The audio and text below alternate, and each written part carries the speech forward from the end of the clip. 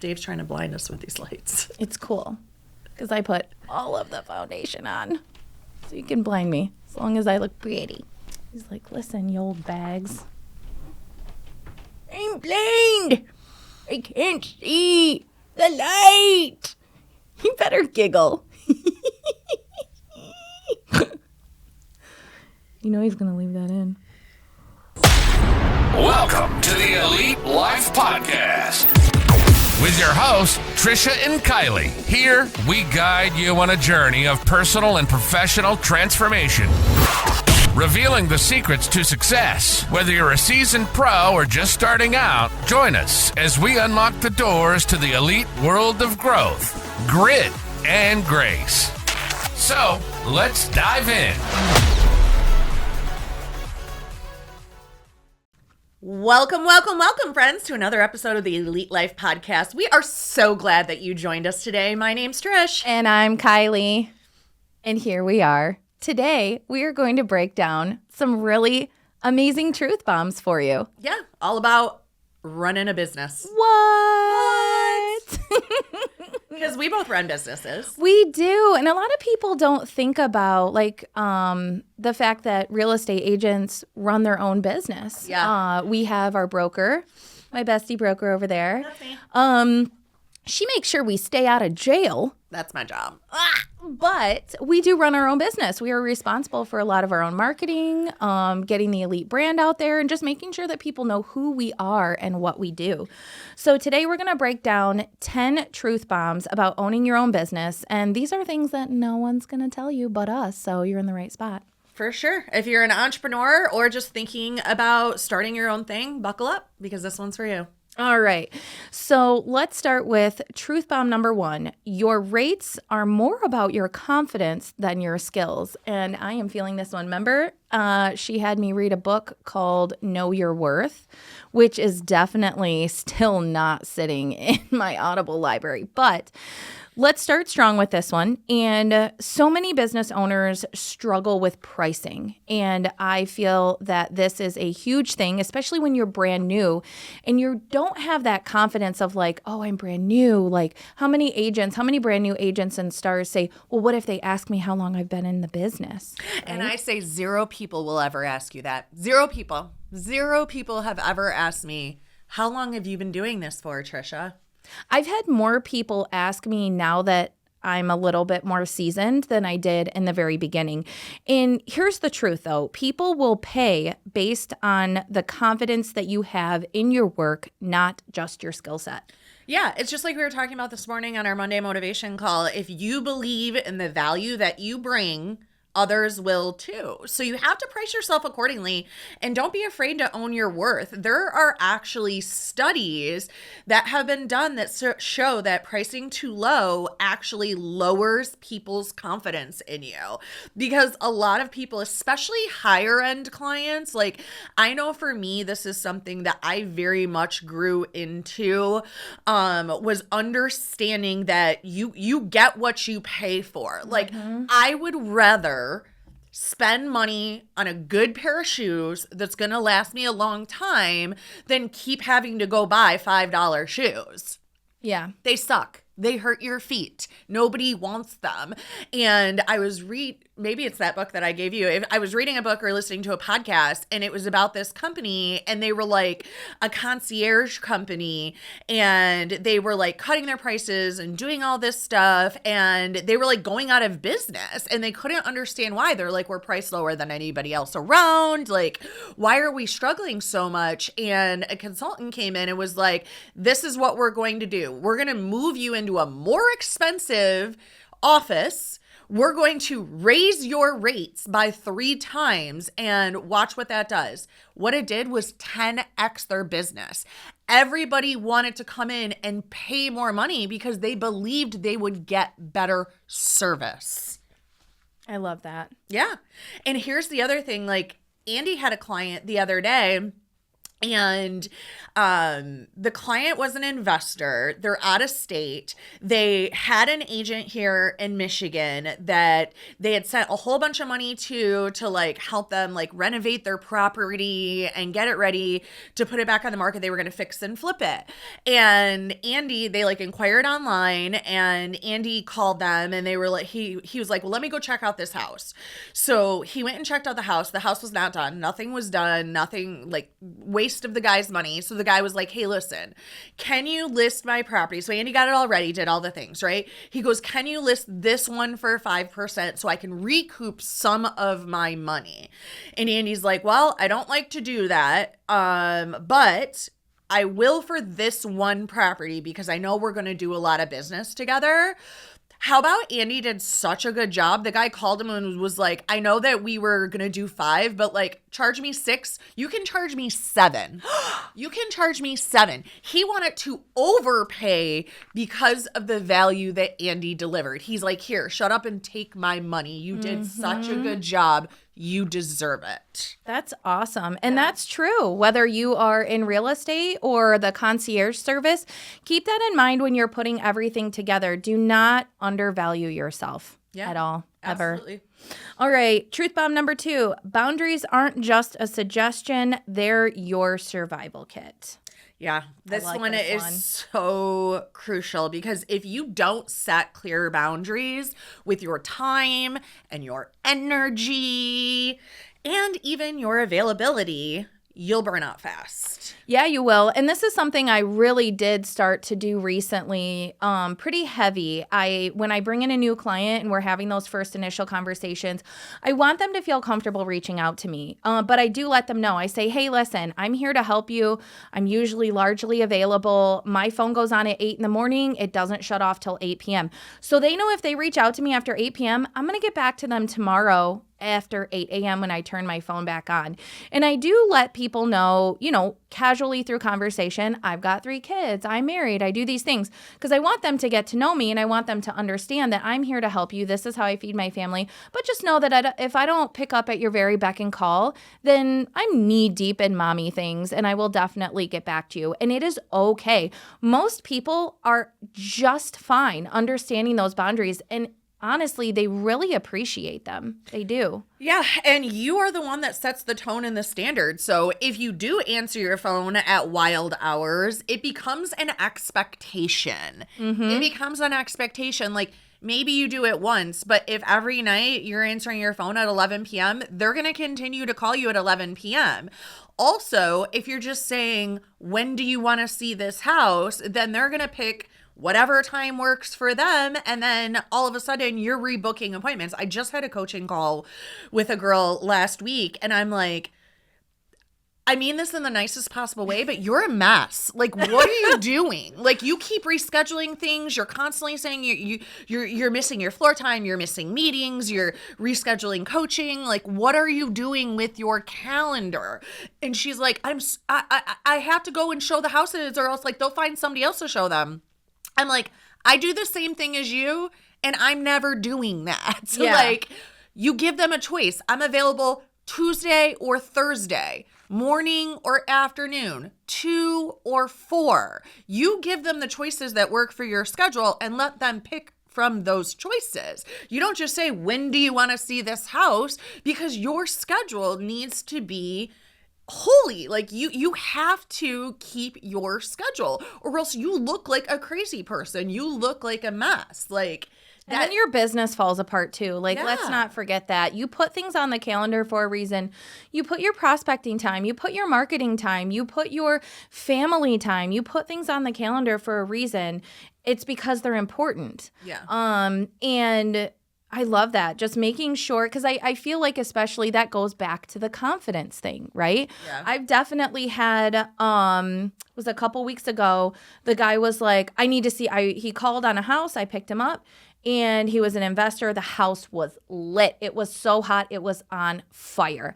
And so I let him know that. I was like, honestly, I'm looking at this and I'm looking at the showing time. I said, this house is booked. I said, the good thing is they're allowing double appointments. I'm available after 3 today to take you. Well, I want to see it sooner. I'm like, well, They're most likely not going to take offers, you know, or wait through the weekend, because this was like a Thursday or a Friday. And I let him know. I was like, I'm available after 3 to take you. I would love to meet with you, you know, blah, blah, blah, whatever. And he did end up going and finding someone who would take him. And I was like, okay, that's fine. So I called him to follow up. How did it go? Blah, blah, blah. He didn't even end up buying the house. So I would have rearranged everything in my schedule to bend over backwards for this guy who didn't know me from Adam. And he was like, oh yeah, I looked inside. There were too many other people. I don't want to get in a bidding war. Sir, I informed you of the bidding war prior to. So setting those boundaries and stick to them, because the people who are there's enough business to go around. I don't care if you're growing earthworms. There's enough business to go around. Let people go. Let them go. Yeah. It's okay. And that takes us to the next one, which is clients and employees will test your limits like a toddler with a new word. They will test you. I feel like you are case in point example. Stay strong. And we talk about this because it's like when kids learn a new word, they will repeat it a million times when they're very little. For those of you out there in listener land who don't have children yet, or don't want them, that's also fine. They're not for everybody. So they learn something new and they're constantly saying it over and over just to test reactions. Usually the word is no. Or a bad word. They like see you react to it like, oh my gosh, and then they want to keep saying that bad word. Right, exactly. And so clients and employees can be the same way. They will push to see how far you will go. They'll ask for discounts. They'll ask for extra work. They'll ask for exceptions. They will want to be the exception to the rule, quicker turnarounds. So it's up to you to stand firm and again, remind them of those boundaries and say, hey, Sharon, I know that you work second shift and the best time for you to chat is at 12 a.m. I'm not available, so perhaps you can call me at 7 before you go into work or something like that. And just make sure that you are not getting pushed around. Yeah, and you have to be careful. Like, when you are the boss and you are the leader. You're the boss. The thing is like, it's a fine line between being a fair boss and being your employees' friends. And I think you really need to be careful with that because you think that you're going above and beyond and you're, their quote unquote friend, but there's no loyalty in business. They're going to jump ship and go to the next best thing quickly. And then you're sitting there like, I thought we were friends. Like, I went to your kid's birthday party. We went to church together. That. We did this. We did that. Yeah. And they're like, oh, well, we don't care. We want to go here. And your feelings mean nothing to us. So like you're supposed to give and give and give and care about their feelings. But, you're just supposed to be a robot with no feelings. So have boundaries. Have processes. What you do for one, you do for all. Yeah, because if you don't, like, you're giving to XYZ, and then when they see somebody else getting the exact same thing you gave to them, now it's a problem. And we are on to number 4, which is over-delivering might sound noble, but it's a fast track to burnout, which is kind of goes into what we were just talking about. When you set your boundaries properly with your clients and your employees and your business partners, I feel like you have a better chance of avoiding all of this. Yeah, we have an agent, and she would constantly be calling, like before she even turned in her closing package, she'd be like, where's my check? Where's my monies? I need my monies. I need my check. And I'm like, girl, you haven't even brought us the money to put in the bank. We need the to papers. Give you the check, right. And so I had to create a very firm boundary because we are good at turning checks quickly. But then when we didn't do that on the spot that day, all of a sudden that was the expectation. And so I had to get very, very clear. Like, it is 2 business days. 2 business days. Don't call me. Don't bother me. Don't bother Kim. Our process is 2 business days, which is extremely short already. Like there's brokerages that only pay out on the 15th and the 30th. Yeah. So whenever you close your deal, it doesn't matter. They cut checks the 15th and the 30th. So it's like. Or once a week. Yeah. Like every Thursday you get a check. Whether you closed one deal on Monday or 5 deals all week. And if you close something on Friday, well, you're waiting until next Thursday to get that check. Yeah. And I've started really like tightening up on this because I'm the only one that's at the office at 8:30, 9 o'clock at night. Nobody else is there. So I'm the one that's burning myself out to over deliver. We have that policy that it's 2 days for a check. Like, I can be like, okay, I'm done here. Like, these don't have to be done today. These people are not coming in at 10 p.m. to get this check. I can do this tomorrow. Yeah. And it's a nice, healthy boundary. I like this point that you put in our outline. Agents start cleaning people's houses, cleaning up their yards, watching their kids, and then they turn around and ask if you can cut your commission. So it's like you're over delivering. And in the end, like Trisha just said, people don't care. Yeah. And then, like, it's great that they tell their friends and they're referring you, but now their friends also expect you to clean their house, get rid of their stuff, like all of these things, which isn't your job. Right. That's not your job. No. So let them clean their own house. Stick to the plan, bloodbath. Stick to the plan. All right, number 5, protect your energy like it's the last slice of pizza. Because it kind of is. And you wouldn't just let anyone snatch your last slice of pizza, right? Trisha doesn't eat pizza, so this doesn't. Protect your energy like it's the last Alani in the fridge. Oof. Ooh, there it is, right there. I'll be fighting for it. You need to guard your energy very fiercely. This is something I consistently fail at.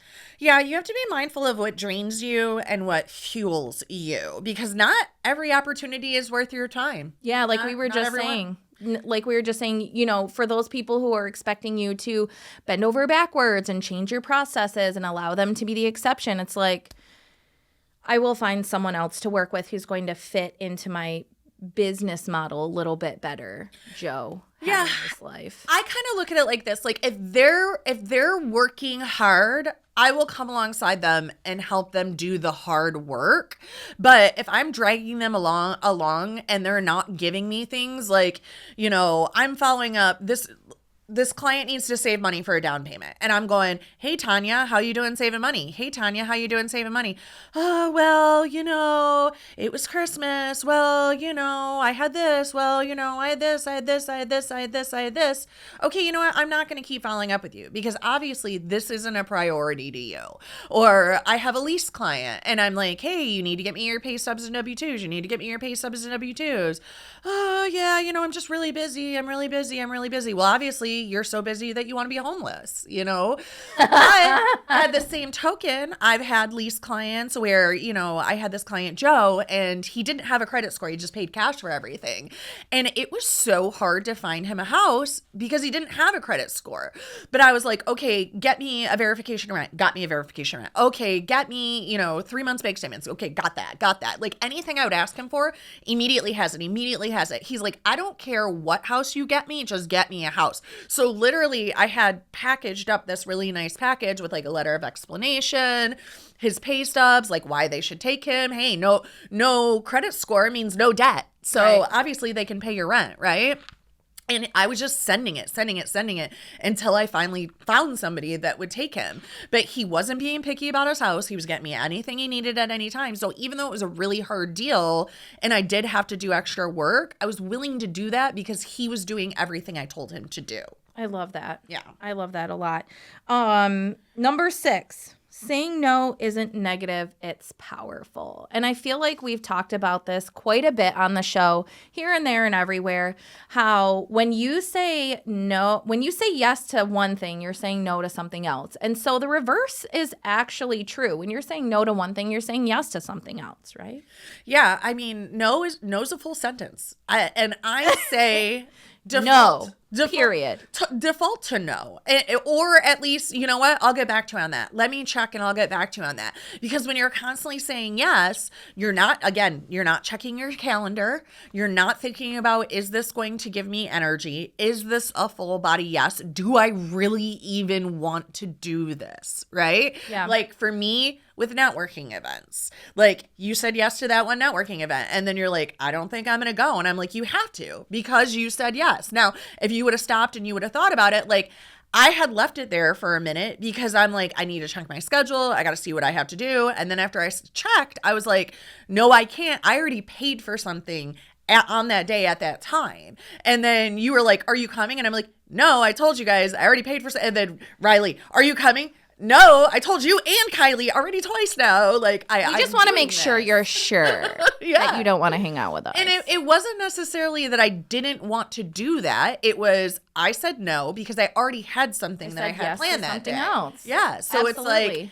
if I would have instantly been like, yeah, I want to go. Well, now I've double booked things, right? And that is one thing I tell people too. So I am trying to be very cognizant about living and dying by my Google Calendar because I spend one day every month planning out the whole next month, and it gives me so much joy. But it also allows me that freedom of being able, feeling comfortable saying no. And I'm, when someone's like, oh, hey, here's an invitation to this, or come talk to us about that or whatever, I say, hold on, let me check. I usually say, I would love to, but let me check my schedule because I am the queen of, oops, I already have something. And I've done that quite a few times. And luckily, I have friends and people who understand that I have the best intentions. But if you live and die by your calendar, this won't be a problem. So just tell people, let me check my schedule. And then set a reminder to get back to them because if your life is like mine, you will forget. Number 7, you do not need to be on every platform. Pick your battles. Oh, I love this because that is so overwhelming. Facebook, Instagram, the TikTok. I'm still trying to figure out the TikTok. But I'm not really on TikTok that much. Like I have a profile. It has a couple reels on it, but like I don't stress out about not being on TikTok. I go hard in the paint on Facebook. I'm also on Instagram because that shares to Facebook. Yeah, I do that because it's easy. I don't know what I'm doing on TikTok. The one night I got on there and I ended up in a scroll hole of like, people are just on there hanging out, which is what I realized. And I found a whole bunch of guys on there doing leather work, just hanging out and doing leather work. And I was like, look, Ryan, it's your people. Yeah. And that brings me to my point in here is every industry is different and each social media platform works differently for different people. So I always say like success leaves clues. If you see another person in your industry around your same age in your area that's doing really well, copy what they're doing. Just do what they're doing. Yeah, that's fine. Because they copied somebody else who copied somebody else who copied somebody else who copied somebody else. It's there the is highest nothing form new. of flattery. It really is. It is. But if it's working for them, it will also work for you if you're doing something similar. Obviously not the exact same thing. I mean, you could do the exact same thing, but put your own flavor on it and call it a day. Put your glitter on it. Yeah, work smarter, not harder. And that brings me to self-care isn't just a buzzword. This is number 8. It's your secret weapon. And this is one thing I have really embraced this year is just taking a few minutes to take care of myself. I have a massage every month. That is my one thing. I read at night because that brings me joy. I do my fingernails because that makes me feel good. And it doesn't have to be like this big. I tried to do a skincare routine. Not my jam. Not my jammy jam at all. It took too long and I hated the feeling. Find a self-care routine that works for you that fills your cup. Okay, people? So you don't die. Yeah, and self-care isn't just spa days and bubble baths. Like, no, it's not. Like Kylie said, it could be going to get a massage. It could be going to the gym. For me, going to the gym. Also just sitting and being quiet. Like I started guiding meditations with Insight Timer. And so now me and Riley both, like each day I'll be like, okay, I did this meditation. Like sitting and being quiet is self-care. It's okay too. Yeah. It's okay to be not stimulated. It's really necessary. And I will tell you, after 3 days, I already felt more peaceful. Oh, 3 days. Yeah. I love that. Loved it. All right, number 9, the right clients will value you as much as you value yourself. We kind of talked about this just a little bit, but when you truly value your own work, you naturally attract clients who respect and appreciate you. Yeah, it's not worth chasing the wrong clients. Focus on those that see your worth. I have a lot of follow-ups on my calendar, and I've started deleting people. Like if I followed up with you forever and ever and ever and ever, I'm not going to keep chasing you.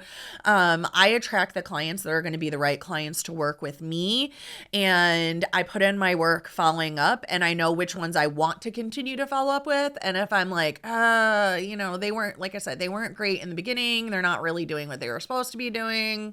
This is just an energy suck. I'm deleting them. Yeah, very good. Scaling, number 10.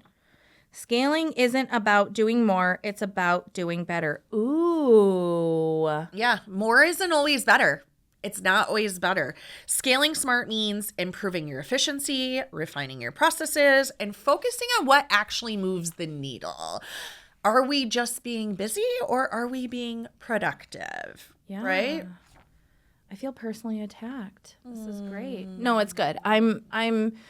I feel like when people are thinking about scaling their business and they feel we have this for whatever reason, it's been planted inside of us that we have to do more. So like my plan this year was to do more deals with my partners. Like if Riley and I can partner on a deal where like I'll do all the paperwork and the phone calls and the things that she hates, and she can do all the driving around and the showings and the things that I hate, we can do more together. Yeah. I love it. And we're going to scale our businesses. It's going to be fabuloso. Yeah, work smarter, not harder, baby. All right, y'all. Well, that was a lot. Yeah. How are you feeling? Great truth nuggets. I love it. Okay, well, whether you are an entrepreneur or a homemaker or someone just catching our show on the fly. Selling earthworms. Selling earthworms, yes. That's a very important industry, ma'am. I will have you know. We're glad you joined us today. Make sure you sub the show, share with a friend, and don't forget to come back next week because we drop fresh content every Thursday here on The Elite Life. Bye. Thank you for joining us today on the Elite Life Podcast with Trish and Kylie. Don't forget to share this episode with a friend so we can keep delivering you more fantastic insights on grit, grace, and growth. Stay connected with us on Instagram and Facebook, where we'll keep the ideas flowing to help you build a life you love and leave a legacy you can be proud of. Until next time.